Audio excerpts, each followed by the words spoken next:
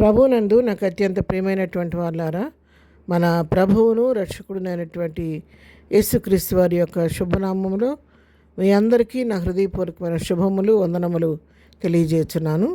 ఉదయకాల సమయంలో దేవుని వాక్యాన్ని జ్ఞాపకం చేసుకుందాము. ఈరోజు వాక్య ధ్యానం కొరకు మనం తీసుకున్నటువంటి లేఖన భాగము కీర్తనల గ్రంథము 34వ కీర్తన 18వ వచనం చదువుకుందాం.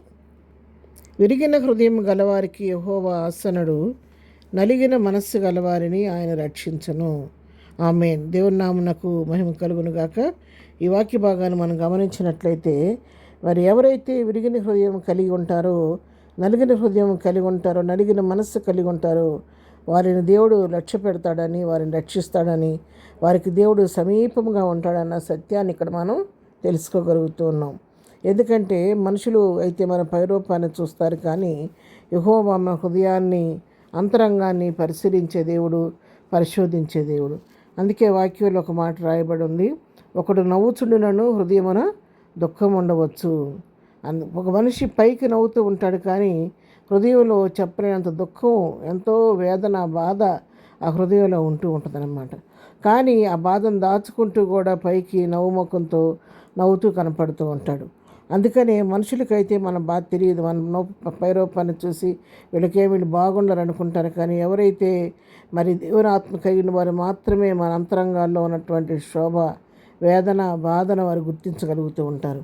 దేవుడే తప్పకుండా మన హృదయ వేదన చూసి నలిగిపోయినటువంటి మన హృదయాన్ని ఆయన తప్పకుండా బాగు చేయటానికి సంసిద్ధుడిగా ఉండే దేవుడు. అందుకే మరి కీర్తన గ్రంథంలోనే 51వ కీర్తన 17వ వచనం కూడా మనం చదివితే, విరిగిన మనస్సే దేవునికి ఇష్టమైన బలులు, దేవా విరిగినలిగిన హృదయమును నీవు అలక్ష్యము చేయవు. ఈ విరిగిన మనస్సు దేవునికి ఇష్టమైన బలి అంట. సమస్యల వలన కానీ, వేదనల వలన, బాధల వలన, ఆర్థిక ఇబ్బందుల వలన, కుటుంబ కలహాల వలన, అసమాధాన పరిస్థితుల వలన, ఆర్థిక ఇబ్బందుల వలన, ఏ కారణం వలన కావచ్చు, అనారోగ్యం వలన, కానీ ఎవరైతే విరిగినలిగిన హృదయంతో ఉంటారో వారు విరిగిపోయినటువంటి మనస్సు, ఆ విరిగిపోయిన మనస్సు దేవునికి ఇష్టమైన బలి అంటాం. దేవునికి బలర్పించడం అంటే మరి ఏదో జంతువుని బలర్పించడం కాదు, కానీ మరి సమూయేలు గ్రంథంలో రాయబడింది 15:22లో ఏమని చెప్తుందంటే అక్కడ మాట, బలర్పించట కంటే సమీపించి ఆలకించడం శ్రేష్టమని వాక్య సెలవిస్తుంది. దేవుని మాటకు విధేయత చూపించడం బలర్పించడం కంటే కూడా శ్రేష్టమైందని అక్కడ వాక్యం మనకు తెలియచేస్తూ ఉంది. ఇక్కడ వాక్యం చూసినట్లయితే దేవునికి నిజమైన బలి ఏంటంటే విరిగినలిగిన హృదయం, విరిగిన మనస్సు ఆయనకి దేవునికి ఇష్టమైన బలి అంటది. అంతేకాదు, విరిగినలిగిన హృదయాన్ని దేవుడు అలక్ష్యం చేసే దేవుడు కాదు. ఆయన ఎప్పుడు కూడా విరిగినలిగిన హృదయంతో, వేదనతో, దుఃఖంతో ఉన్న, బాధతో ఉన్న హృదయాన్ని ఆయన నిర్లక్ష్యం చేసే దేవుడు కాదు. వాడిని త్రోసివేసే దేవుడు కాదు. మన యొక్క వేదన చూచిన దేవుడు తప్పకుండా మన పరిస్థితిలో జోక్యం చేసుకొని విరిగిన మన హృదయాన్ని, నలిగిన మన మనస్సును ఆయన బాగు చేసి మనకున్న వేదన, బాధన, రోదను తీసివేసి మనకు కావలసినటువంటి మరి నెమ్మదిని, సమాధానాన్ని, సంతోషాన్ని ఇచ్చి తిరిగి మన జీవితాల్లో సంతోషాన్ని కలుగు చేసే దేవుడు మన దేవుడు.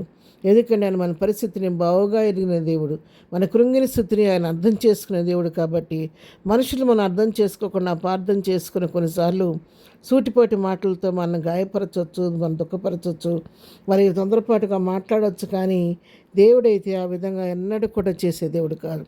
దేవుడైతే మన బాధలో ఆయన మన తోడుగా ఉండి వెనుతట్టి ధైర్యం చెప్పి ఉన్న పరిస్థితిలో అండగా నిలబడి ఆ పరిస్థితి మీద మనకు జయమిచ్చి మన హృదయంలో ఉన్నటువంటి విచారాన్ని కొట్టివేసి మన నోటి నిండా మళ్ళా తిరిగి నవ్వు కలుగు చేసి ఆనందంతో మన జీవితాలను నింపే దేవుడే ఉన్నాడు. ఉదయకాలం వాక్యం వింటున్నటువంటి ప్రియులారా, మీరు ఏ పరిస్థితిలో ఉండి వాక్యం వింటున్నారో, మీ మనసు ఒకవేళ మీ హృదయం ఇది నాన్న విరిగిన హృదయంలాగా ఉండి నలిగిపోయిన పరిస్థితిలో మీరు ఉన్నారేమో, విరిగినలిగిన హృదయంతో మీరు దుఃఖపడుతూ ప్రభు సన్నిధిలో ఉండి ఈ వాక్యం వింటున్నారేమో, ఉదయకాలం ప్రభు నీతోనే మాట్లాడుతున్నాడు. విరిగినలిగిన మనస్సును ఆయన అలక్ష్యం చేసే దేవుడు కాదు. మనసు విడిచిపెట్టిన దేవుడు నేను మీద రక్ష పెడుతున్నాడు, నిన్ను చూస్తున్నాడు. నీ పరిస్థితిలో జోక్యం చేసుకొని నీ పరిస్థితిని ఆయన మార్చిపోతున్నాడు. కాబట్టి విశ్వాసంతో సమస్తలను చేయటకు శక్తి కలిగిన దేవుని వైపు చూడండి, దేవుని దగ్గర నుంచి కార్యాన్ని పొందుకోండి. ప్రార్థన. ప్రేమగల తండ్రి, పరిశుద్ధురాని పాదములకు వందనాలు. ఉదయకాలం మాకు ఇచ్చిన శ్రేష్టమైన వాక్య భాగాన్ని బట్టి నీకు వందనాలు. ఉదయకాలం మా ప్రియులు ఎవరైతే విరిగినలిగిన హృదయంతో, వేదన, దుఃఖం, బాధతో వారిని మీరు కనికరించి వారి యొక్క హృదయాన్ని మీరు బాగు చేసి వారికి కావాల్సిన ఆదరణ, నెమ్మది, ఓదార్పు కలుగు చేయండి ఆయన. ఈ దినం నాయన నేను చేయి పని పాటలో తోడుగుండండి.